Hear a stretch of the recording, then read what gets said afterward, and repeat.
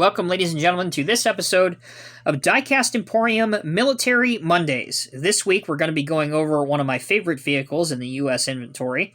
It's actually a twofer on this week's episode.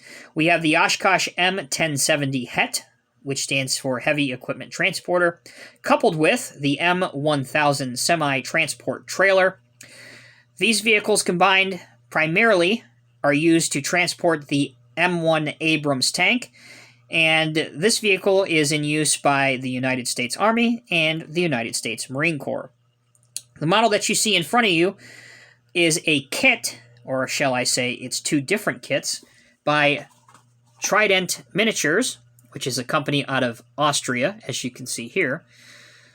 It's a white metal and a resin kit that's actually somewhat tedious, and to be honest with you, at times very, very frustrating to put together. And that's primarily due to my inexperience with this type of material, but also due to the lack of clear and concise instructions that I think could have been done in a much more user-friendly manner, especially for people that are new to these resin and these metal kits that are done. So, for example, when you're dealing with model kits, you're familiar with multiple steps.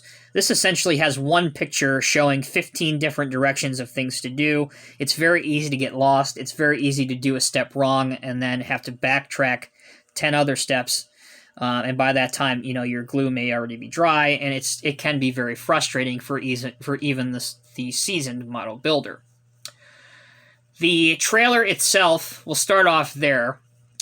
It has the ability to have crab steering on it. The real version does, so it's a very maneuverable trailer. You can see that all of these different axles have the ability to turn. The loading ramps can go down, and you can glue them either in the up position, as I have, or you can glue them in the down position if you buy multiple ones of these, and on your layout you're having some being loaded and then some driving off.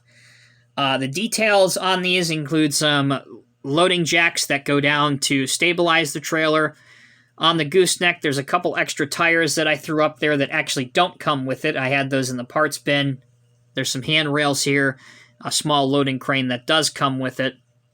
The gooseneck is also one of the most frustrating aspects of this kit because it is not clearly defined at the angle of which that you're supposed to glue it and mount it on the trailer so that it will correctly line up with the fifth wheel on the tractor, so it can be a little bit goofy and look a little weird. So I ended up having to cheat, and as you can see, it still doesn't look totally right with the way that it sits on there. But for me, it's passable.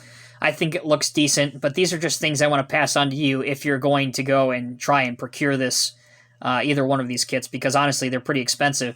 The trailer itself is north of $45 here in the States if you can find it, and the tractor unit can be over $60, which I think is what I paid for it.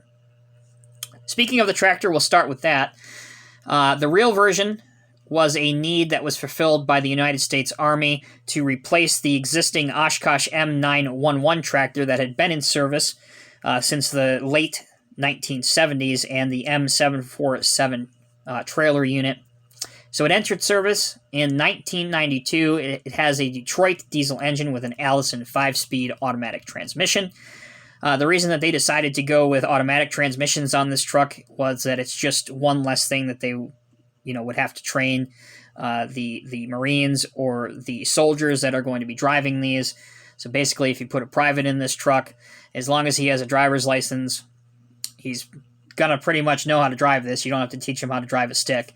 So that's why the decision was made to not have these have drag brakes or, sticks or any of that. So it is 8-wheel drive, as you may have guessed. It also carries spare tires on it. The model itself, once again, can be pretty frustrating. There's no axles on this at all. Essentially, you're gluing the wheels right to the side of the frame on the truck, so it's pretty hard to get them to line up and to be even and to stay glued. It does have a winch on the back, so you can winch different equipment onto the trailer if you need, or winch equipment out of sand dunes or if they're broke down or whatever. Nice little beacon light up here. exhaust, which is closed off, so it's not going to give away smoke if you're in an environment or whatever that might compromise your position. For the paint on this set, I used what I always use, and that's, to me, I think it's called PS46 is the designation, which is desert sand, which is the color that the U.S. military uses nowadays, for the most part.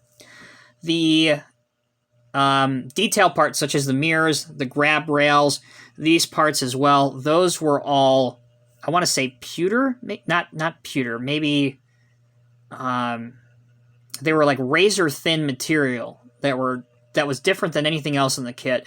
You have to cut those out, glue it.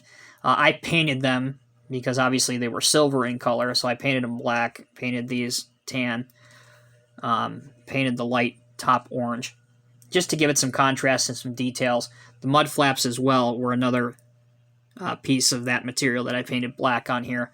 Again, overall, I think it looks pretty good. Now we'll see what the model looks like with some 187 scale vehicles that you would see this hauling. So let's put it on a M1 Abrams, which is what you would typically see this hauling for the most part. This is a Corgi M1A2 Abrams from Operation Enduring Freedom. This was featured in, I believe, the very first episode of Diecast Emporium Military Mondays, so if you want a closer look at this model, take a look at the top of your screen right here, and that will be a suggested link for this model review. Great little tank, a lot of detail on here, which I really enjoy. But it doesn't only carry tanks. How about this? The MLRS, which, as with most things in the government and the military, is an acronym, because we can't be bothered to say the full name of everything all the time. But the MLRS is the Mobile Launch Rocket System, or Multiple Launch Rocket System, one of the two. Basically, this vehicle can fire 12 rockets simultaneously, whether it's ground to air to intercept incoming rockets or aircraft. Again, something that's been in the inventory for quite a while. This, once again, is another thing that will be featured in a future installment of Military Mondays. And last but not least, another thing that will be featured in another episode of Military Mondays, which is a kit I just finished, by the way.